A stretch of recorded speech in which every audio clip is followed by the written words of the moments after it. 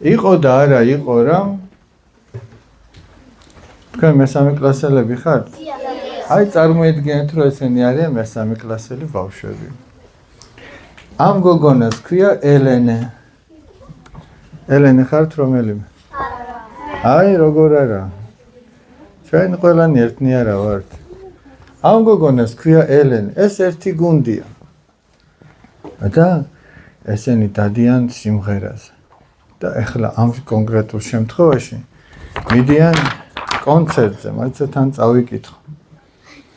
ელენე სიმღერის წრეზე დადიოდა. ულამაზესად უკრავდა ფანდურზე. ნაზი და სასიამოვნო ხმა ჰქონდა. ისედაც ხოლამაზად გამოიყურება, აბა შეხედე. ცოტა დაჯღანულად ჩანს, მაგრამ ისე ხოლამაზი გოგო. ის ძალიან კეთილი გოგო იყო. სიმართლის თქმა უყვარდა და მასწავლებლებს ყოველთვის უჯერებდა. ეგეთია.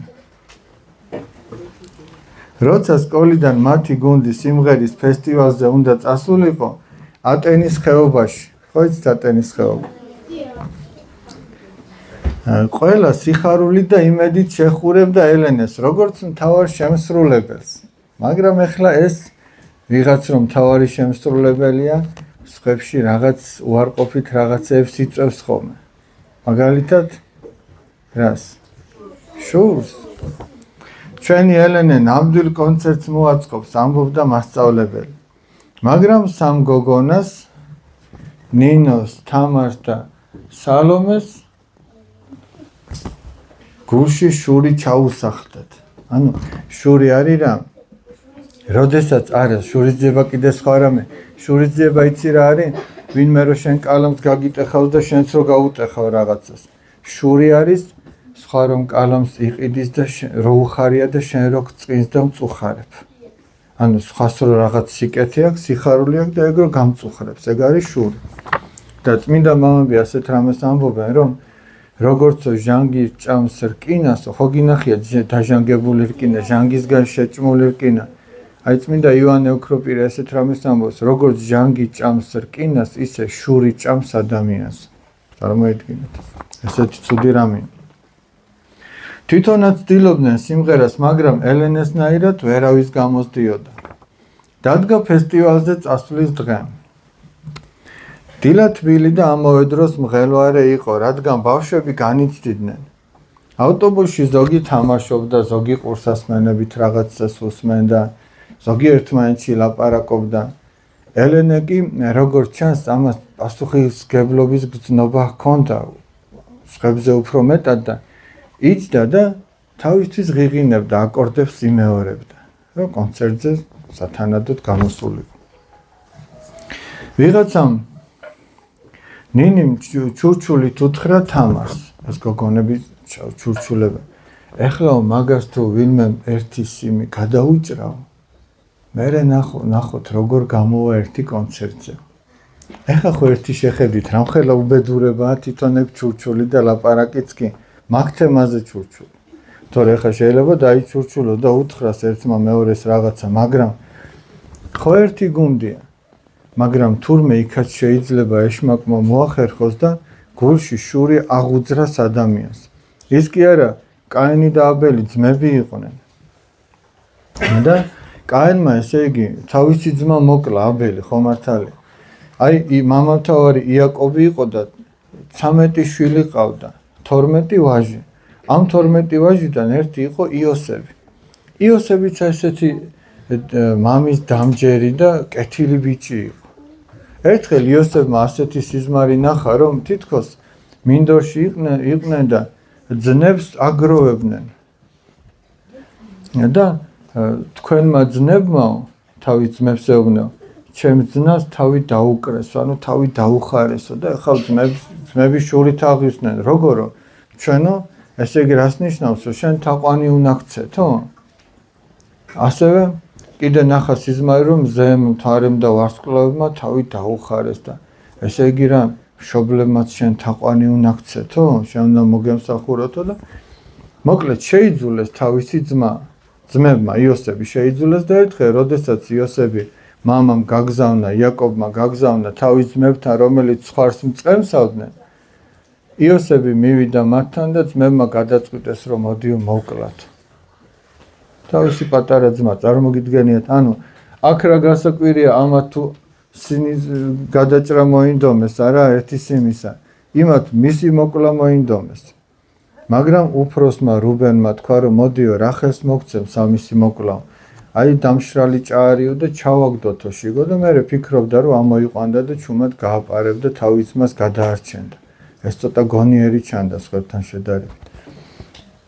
მოკლედ ისე მოხდა რომ მე ძალიან მოკლედ ვყვები, თუ დაგაინტერესდებათ ძველახმაში წერია ეს ძალიან საოცარი და საინტერესო ისტორია. მოხდა ისე რომ უფროსი ძმა რო იქ არ იყო რუბენი რო არ იყო ძმებმა ამოიყვანეს ეს თავისი ძმა იოსები და ქარავანი მოდიოდა, აქლემები მოდიოდნენ და ეგვიპტეში მიდიოდნენ და გაყიდეს ეს იოსები. იოსები რომ გაყიდეს, ღმერთი იყო იოსებთან. ყოველთვის წყალობდა, ჩვენ ხო გვაქვს გამოთქმა, ღმერთს ებარებოდე, რა საოცარი რა თბილი გამოთქმა, ღმერთს ებარებოდე, მეტი რა გინდა, ღმერთმა თუ ჩაგიბარა რა, ვინ გაგიტაცებს ღმერთის ხელიდან, ვერავინ, ღმერთი ყველაზე ძლიერია და შენ დაცული იქნები და სწორედ ესე ღმერთის ხელში იყო იოსები. ჩავიდა ეგვიპტეში, ხან რა დააბრალეს, ციხეში ჩააგდეს. ტყუილ უბრალოდ. და საპყრობილეში მან ისეთი მადლი მოიპოვა, რომ იქ უფროსად დაადგინეს. და იქ გაიცნო მან მეფის ყოფილი მსახურები, ერთი მეღვინე თუ ხუცესი, ერთი მეპურე თუ ხუცესი. ისინიც საპყრობილეში იყვნენ ჩაგდებულები. მათ ნახეს ასეთი სიზმრები. ერთმა ნახა რომ ესე იგი კალათა ედგა თავზე და ჩიტები უკორტნიდნენ ამ კალათიდან და ამას უთხრა რომ შენო სამ დღეში გაგიყვანენო გარეთო და ხეზე ჩამოგკიდებენ. და ესე ჩიტები დაკორტნიან შენს თავსა და მართლაც ეგრე მოხდა. მეორეს უთხრა შენ გაგიყვანენ აქედან და ისევ მეფის მარჯვენა ხელი იქნებიო. ოღონდ მეც გამიხსენეო რომ უდანაშაულოდ ვზივარ მეფეს მოახსენეო ჩემზე. მაგრამ ხო იცი დალხენილ კაცს აღარავინ აღარ ახსოვს, გაჭირებაში კი უთხრა კიო, მაგრამ მოილხინა აღარაფერი აღარ ახსოვდა და იცი როდის გაახსენდა იოსები? ერთჩვენიერ დღეს მეფემაც ნახა სიზმარი. და ვერ იგებდა რას ნიშნავდა. მოიწვია მთელი ეგვიპტის ესე იგი ბრძენი ხალხი და ვერავინ ვერ აუხსნა. სიზმარი კი ასეთი იყო. ზღვიდან ამოდიოდა ქიცნიში რო კაი მოსუქებული ძროხები დადიან, ხო გინახი? აი ასეთი ძროხები ამოდიოდა 7. და მათ უკან მოყვებოდნენ 7 ძალიან გამხდარი მჭლე ძროხა. ამ 7-მა მჭლე ძროხამ ჩაყლაპა ეს სუქანი ძროხები და ისევ გამხდრები დარჩნენ. და ვერ იგებდა ეს რას ნიშნავდა. და გაახსენდა ამ მეღვინე თუ ხუცეს რომ მეო საპყრობილეში ესეთი კაცი გავიცანი მესიზმრები ამიხსნა და ამიხდა, აი იმიტომაც ავარ ეხა თქვენს გვერდით. დაუძახეს მივიდა იოსები და მეფეს უხსნის ეხლა ამ სიზმარს, ეგ იცი რას ნიშნავსო? ეხლა დადგებაო 7 მოსავლიანი წელიწადიო უხვად იქნება ხორბალიო. და ამას მოყვებაო დაჯექი ნუიწევ ხმაურს. ამას მოყვება მერე 7 მოუსავლიანი წელიწადიო და შენ რა უნდა გააკეთო, იცი მეფეო?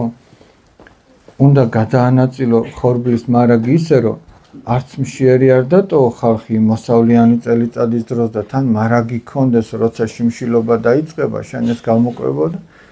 მეფეს მოეწონა მისი საუბარი და უთხრა რომ მოდიო მაშინ შენი ყავი მართველი ეგვიპტისაო. გესმით, ფაქტიურად მეორე კაცად დანიშნა. როცა ღმერთი არის ადამიანთან, როცა ადამიანი ღვთისმცნობით ცხოვრობს, ღმერთი ხელს არასოდეს არ გაუშვებს. ეს ის. ეხლა აქ რა ხდება? ამათ გადაწყვიტეს ეს შურზე რომ მოვაყოლეთ. ამათ გადაწყვიტეს რომ ერთი სიმი უნდა გაუჭრან. და მოხდა ისე რომ ხო არაფერი არ არის დაფარული ამ სამყაროში რომ არ გამჟღავნდეს. ის კი არის. მაგრამ ესე იგი ნახეთ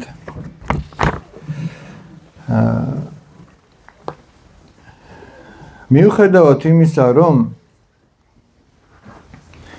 მათ ჩუმად თქვეს ეს ყველაფერი. პატარა ლუკამ გაიგონა მათი ამბობი. პატარა ლუკა იქ იყო 1-6 წლის ბავშვი, პატარა ყოჩაღი ბიჭი იყო ლუკა. და მიუხედავად იმისა, რომ არასდროს ყოფილა ელენესთან განსაკუთრებით ახლოს მეგობრულად, ახლა გულის სიღრმეში რაღაცა მოკარნახა, აღარაფერი თქვა, უბრალოდ ადექიო და დაეხმარა ელენეს. ერთ-ერთი გაჩერებისას, როცა ბავშვები ავტობუსიდან ჩავიდნენ, იქ წყალი დალიეს თუ მაღაზიაში თუ რაღაცა, ამოვიდა ელენე და ვეღარ ხედავს თავის ფანდურს. აი მე დაიწყო ტირილი ერთთან ბავშვია რაღა მეშველება. გადაძებნეს მთელი ავტობუსი ეძებენ და ვერსად ვერ იპოვეს მოკლედ ეს ფანდური. მოკლედ ჩავიდნენ სადაც უნდათ ემღერად და მასწავლებელი ბოლოს და ბოლოს ამბობს რომ მოდიო არა უშავსო ფანდურის გარეშე გადიო და ასე იმღერეო. და სწორედ ამ დროს, როდესაც კონცერტი უნდა დაწყებულიყო, გამორბის პატარა ლუკას ლუკჩანთა აქ მოკიდებული და ელენეს ეუბნება, აბა ნახეო, ეს ხო არ არისო, შენი ფანდურიო. ელენე გაკვირვებული ეუბნება, საიდან იპოვეო, ვინ მოგცა ეს ფანდურიო და მაგასო მერე გეტყვი, ხა მთავარიაო, არ დააგვიანო, გადიო, იმღერეო უკვე. მათი გამოსვლა იწყება. აი გაღიმებული ელენე აღარ ტირის. აი როგორ იღიმება შეხედეთ.